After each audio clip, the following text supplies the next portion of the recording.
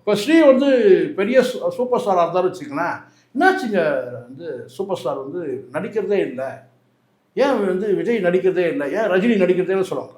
இவங்கெல்லாம் சாதாரண கலைஞர்கள் போது கேட்டிங்கன்னா சம்மந்தப்பட்ட நெருக்கமான நண்பர்கள் வேணால் தேடலாம்.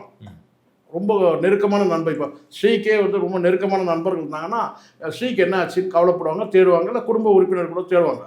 பட் அவரை பார்த்தா அவருடைய ஹேர் ஸ்டைலு, அந்த முகத்தில் இருக்க தாடி இதெல்லாம் பார்க்கும்போது ரொம்ப வருஷமாக வந்து அவர் வந்து தனிமைப்படுத்திட்டு இருக்கிறாரு.